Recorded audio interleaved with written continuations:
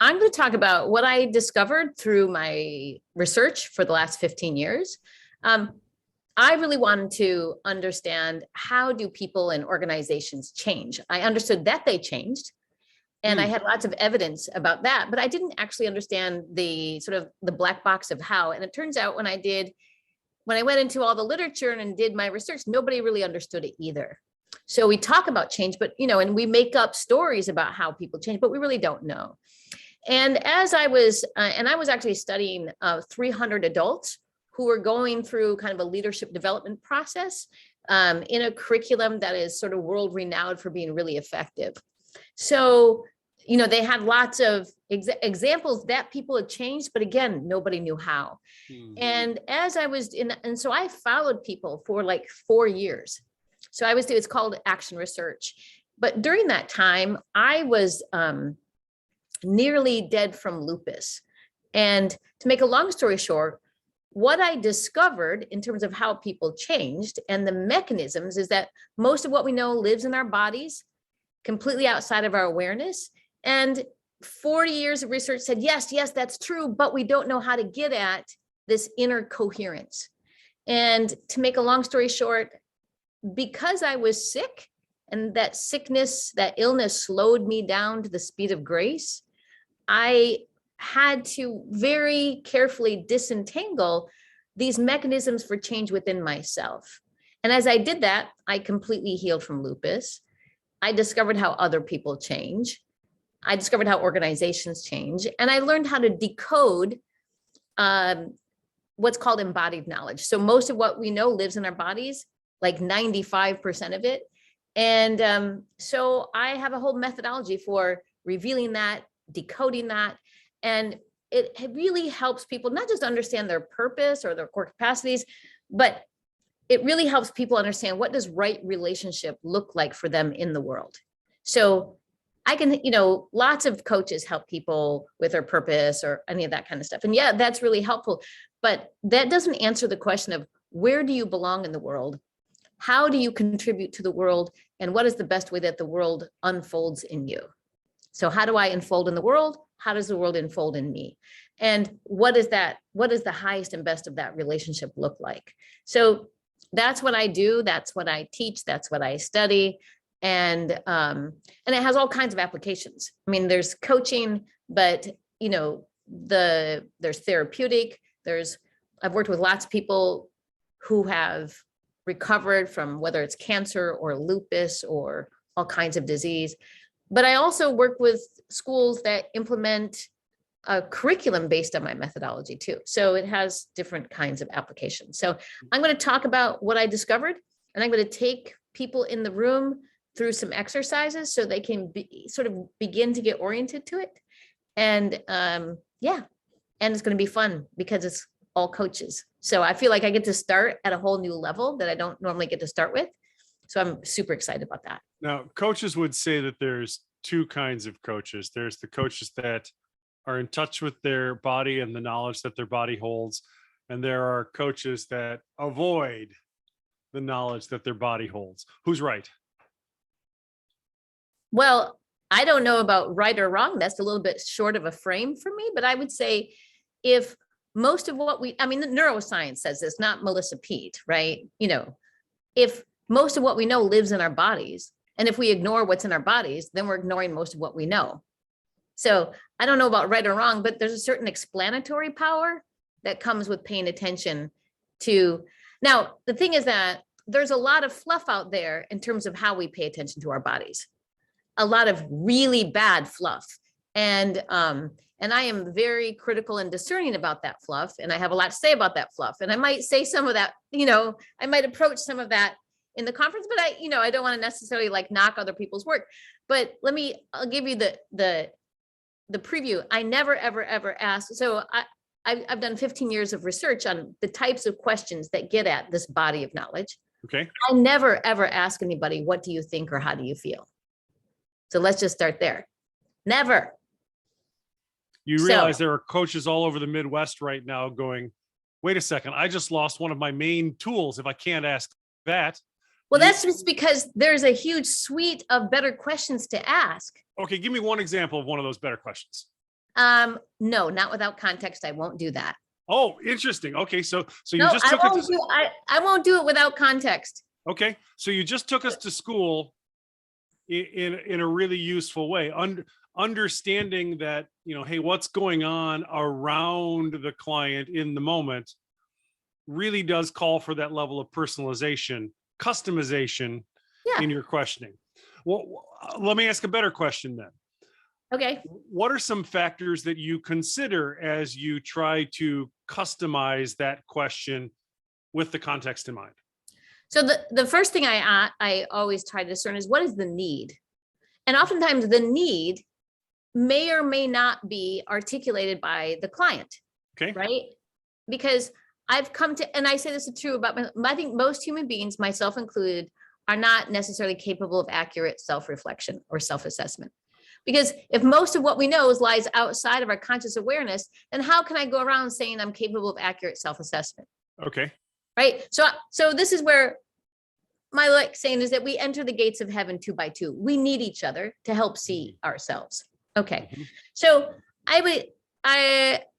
so again, I don't actually answer questions without context. So I would, and even answering your question is another hypothetical. And I generally am allergic to them because I would say, what is the need?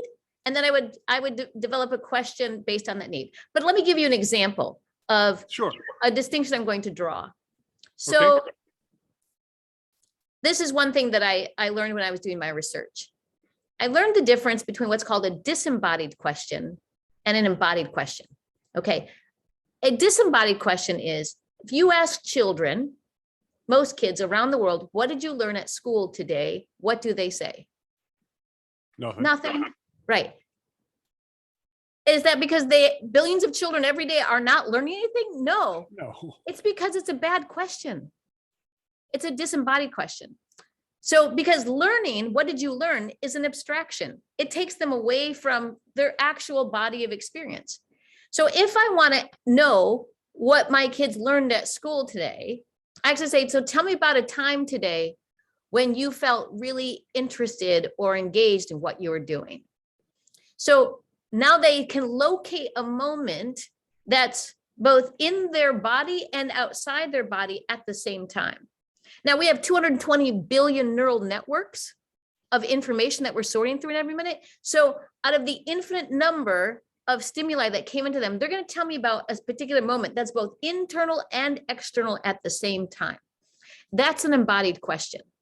So the number one rule is, the reason I don't ask people, what do you think? It's a disembodied question. I want to take them into, that's like asking somebody, what did you learn at school today? Mm-hmm.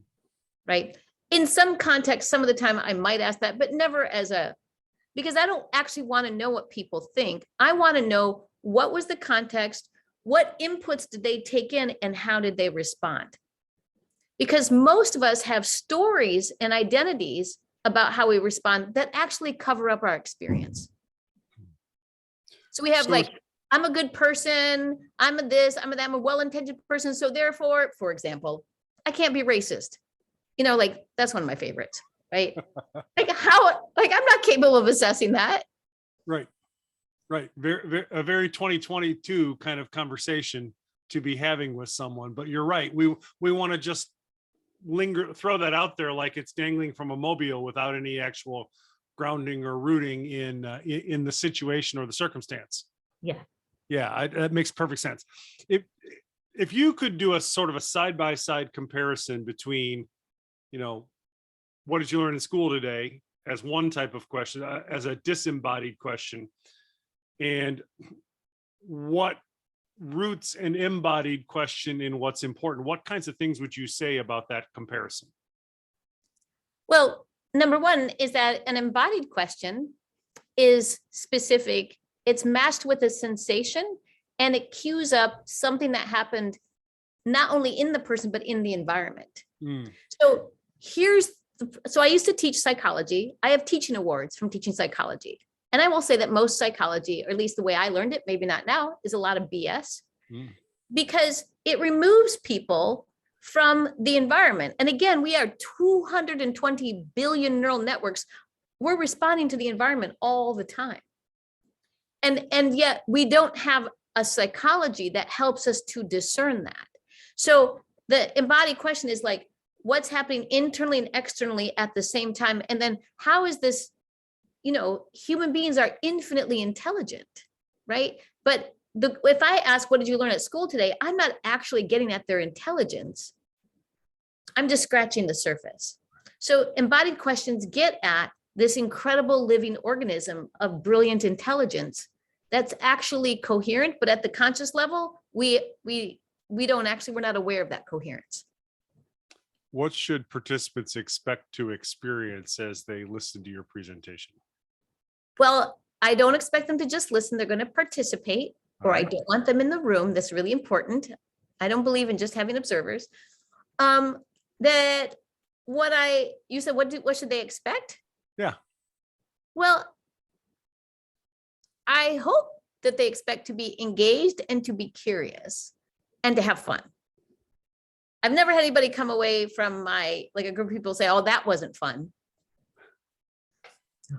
What do they say? Oftentimes wow. Okay.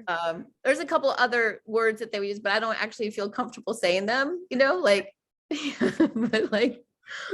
kind of like, what was that? Like, oh my God, some of that.